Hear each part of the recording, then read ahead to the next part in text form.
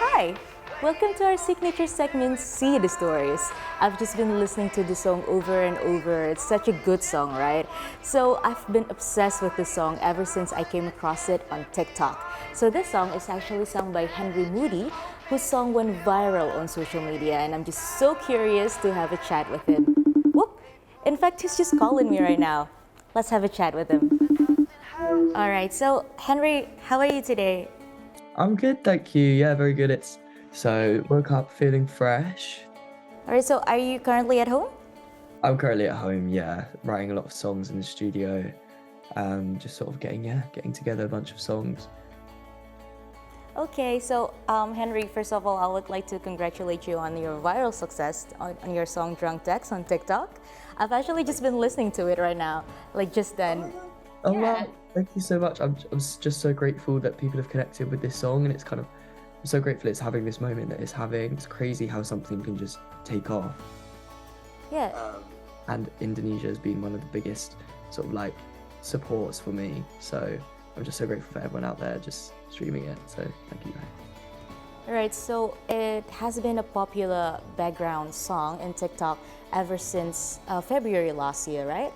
Yeah, it has, and it's kind of having like a second wave now, which is cool. Yeah, so it's almost a year since it first went viral. Do you have like an anniversary for the song? It's because in the upcoming February. Yeah, I actually put out the song Tomorrow a year ago. Oh, it's actually tomorrow. Yeah, and then it kind of, I think, took off in February, so it kind of had a little bit of a delay at the start. But I've got something planned actually for like a 1 year anniversary, so I'm excited for that. Oh, yeah. Can we know what it is? It's not nothing that special, but um, basically I'm gonna like group together my songs and put it kind of like in a little EP, and then I've got a cool title for it. And all the cover art's gonna change. I'm gonna do a nice like kind of like 1 year wrap up video that I've put together. And that's kind of it. But Oh, that sounds really interesting. Sounds super fun. yeah, super fun. All right. So, what do you believe that actually attracts people, especially the younger audience, which is the highest level of users for TikTok and Instagram? How do you actually lead them to use your song in their Insta story and TikTok videos? That's a really good question. I think I try my best to be as like vulnerable as possible with my music, and I guess that's connected with people. So maybe it's that. But so much of it just sort of the crazy thing about social media is you put out something, you tease it, and it can just take off, and it's kind of out of your control almost. Like with Drunk Text, the reaction was just so lovely with that song that it just took off, and like I didn't actually necessarily tell anyone to use the track or put it in their stories, but it just sort of happened naturally through like just the fact like virality and the algorithms, I guess. And it's crazy to think that happens and it can completely change your life, and that's kind of what happened with me with Drunk Text.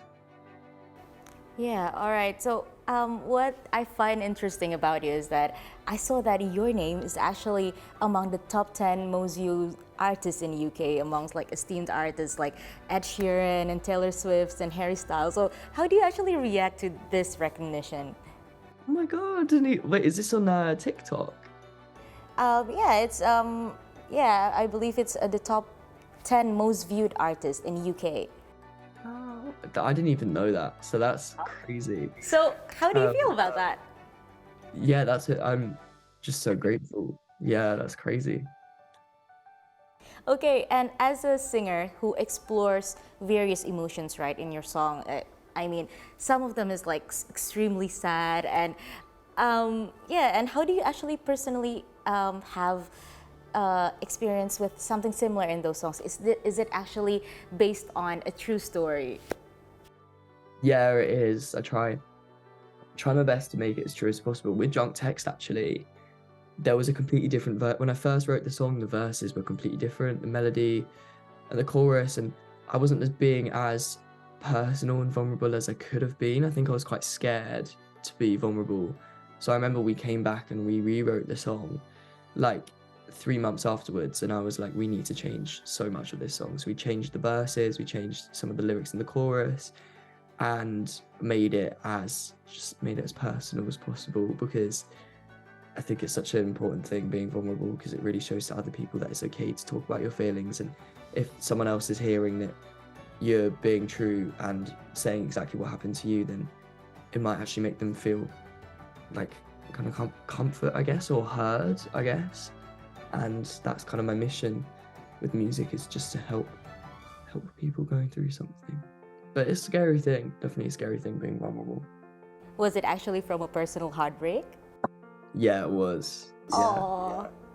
Okay, and how do you react to those people who could actually relate so much to the song? Like, what's your message to them? I'm sorry, guys, that you can relate to that song.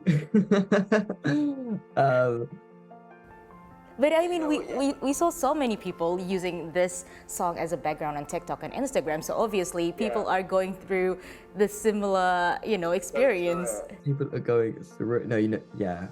To be fair, the song's about quite a relatable topic of just sort of having a crush on someone who you feel like doesn't like you back. Basically, in its simplest form, that's kind of what the song's about. So when I see people use the sound and relate to it, I'm like, oh, it's really nice for me to know that my song is kind of the song that they go to for that. Have you recovered from this? Like, like you experienced this personally, right? So have you like recovered from this heartbreak? And do you have like the message for those people like, oh, I'll get over soon, or like whatever? Yeah, you know what? Nothing's really changed, but I actually think weirdly, you can get closure with nothing changing. It's all an internal thing. I think low-key putting out the song changed it for me, because it just made me like think about the situation so much more. And I think it has to all come from within. So if the situation never changes, then you can kind of create your own closure a little bit with it. And that's what I've kind of done. But it's tough, but it's part of growing up as well, I guess.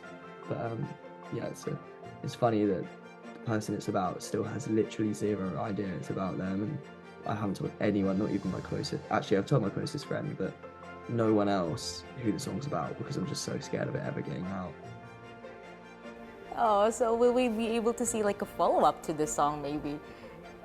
Yeah, I've written a lot of songs since about the same situation. Oh, but the same person too? Yeah. So are all your songs based on the same person? Not all the songs, but quite a few unreleased ones. All right, so Henry, like you said that this song was a hit last February, and then there's a second wave coming this year again, right? But out of that, despite that, could you share some of the career-defining moments that have made you feel like, oh, I've accomplished myself as a singer so far? Oh, great question. I think I went on a headline tour back in May last year, and that was a really cool moment for me, because I've never done that before. And it just made me so grateful for seeing everyone in real life who's been streaming and supporting me. I've just never felt more grateful. And I think I came over to Thailand and had a crazy experience back in start of December. I think it was like the 1st of December. And I remember the week after that, I just got home and I was like, I could have never expected that. That was a massive like pinch me, is everything real sort of moment for me. But I think coming to the end of Drunk Text now as well, like coming not to the end of Drunk Text, but 1 year since Drunk Text, and the fact that it's still kind of having this moment on social media just is making me super excited to put out new music. And I'm so excited to start teasing the next song in a few weeks. Okay, so I was about to say that actually about you coming to Bangkok on December. So do you have any plans to visit or have a tour in some other place in Southeast Asia, perhaps Indonesia? Yes, definitely coming to Indonesia. The support that people have shown me in Indonesia has been absolutely next level. I'm just so grateful. And I definitely want to come this year, hopefully in summer, but I'll let you guys know. I actually do have a date booked in. I can't give away the date just yet. I'm so excited. I can't wait. I've always wanted to go to Indonesia as well. Okay, so that's a hint from Henry. It's sometime in the summer.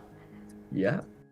So is that going to be a Southeast Asian tour, or is that just going to be an Indonesian tour? I think Southeast Asian. Yeah. Okay, so this is just the start of 2024. So what more can we expect from Henry Moodie in 2024? A lot more music.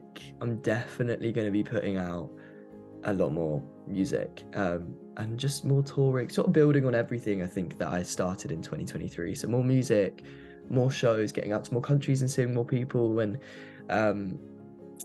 I think the direction my music is going in a slightly different direction. More songs about different concepts that I've never written about before. More songs about life and growing up instead of just like relationships. But there's obviously still songs about that. But I think just kind of expanding everything is kind of my mission for this year. Right. So this year is we're going to explore more emotions and then more genres, perhaps. Yeah. Yeah, Okay. there's going to be a lot more's happened in my life over the past year, so there's more to write about. All right, that's really nice to know. And it's such a great chat with you. That actually concludes my interview. So thank you so much, Henry, for your time. Thank you so much for your time, and thank you for having me. Appreciate Right, it. I hope next time when you come back to Indonesia next summer, you get the chance to come back to our studio and we could chat in real life. Yes, let's do it. Definitely. Okay, thank you. Thank you so much. Right, so that wraps up our interview with Henry Moodie, who we could be expecting to come to Southeast Asia this summer. Don't go anywhere, stay tuned in 3 Hour News Show.